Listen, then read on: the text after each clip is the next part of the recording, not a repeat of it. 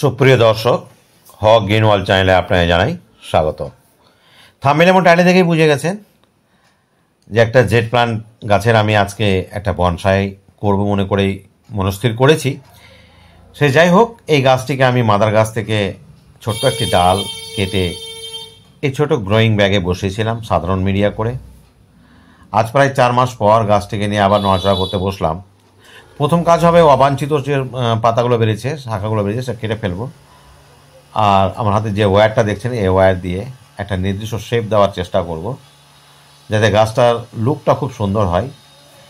তবে বন্ধুরা, একটা কথা আমি নির্দ্বিধায় বলে দিচ্ছি, আমি কিন্তু বনসাই এক্সপার্ট নয়। এক্সপার্ট তো দূরের কথা, প্রাথমিক জ্ঞানটুকুও নাই।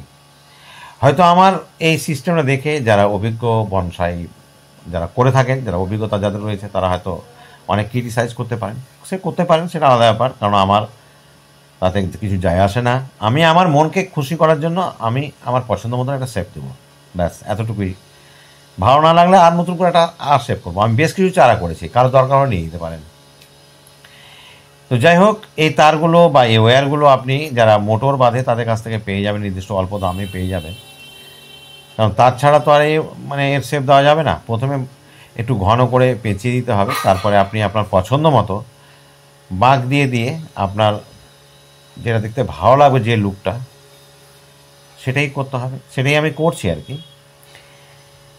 এইভাবে এমন করবেন না যে আজকে একটা লুক দিলেন, 1 সপ্তাহ পরে আবার একটা নতুন লুক দেবেন, এরকম নয়।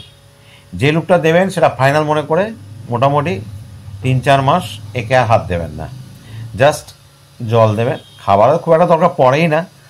তো কিচেন ওয়েস্ট থেকে লিকুইড ফার্টিলাইজারটা দিই মাঝে মাঝে, কোনো রোগ পোকাও দেখতে পাই না। তবে মিলিবাগ অনেক সময় দেখা যায়। তো যখন কোনো গাছে আমি একটু স্প্রে করি একতারায়, তখন এখানেও আমি করে দিই। রোদে রাখতে হবে, জল একেবারে নিয়মিত দিতে হবে, এমন কোনো ব্যাপার নয় 2-4 দিন জল দিতে ভুলে গেলেও কোনো কিচ্ছু হবে না এই গাছে, বরঞ্চ আরও সুন্দর হয়ে যায় জল না পেয়ে মনে হচ্ছে। এই গাছটা সত্যি খুব রোদ খুব পছন্দ করে। যেখানে সর্বোচ্চ রোদ পড়ে সেখানেই রাখবেন। চারা গাছের কোনো কিছু অসুবিধা হবে না, বরঞ্চ কটেক্সটা আরও ভালো হবে। তবে আগামী 4 মাস পর যখন আমি আপনাদের সামনে নিয়ে আসব, তখন অবশ্যই এই ওয়্যারটা খুলব। ওয়্যারটা খুলে আবার নতুন করে এর একটা কাঠামো, একটা সুনির্দিষ্ট একটা শেপ অবশ্যই দেব।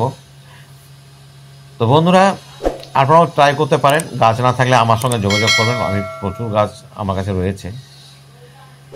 তো সেই ভিডিও যদি দেখতে হয় 4 মাস পর, অবশ্যই আমাকে যারা সাবস্ক্রাইব করেননি করে দেবেন। শুভেচ্ছা রইল এই ভিডিওটি দেখার জন্য। কথা হবে পরবর্তী ভিডিওতে। ভালো থাকবেন।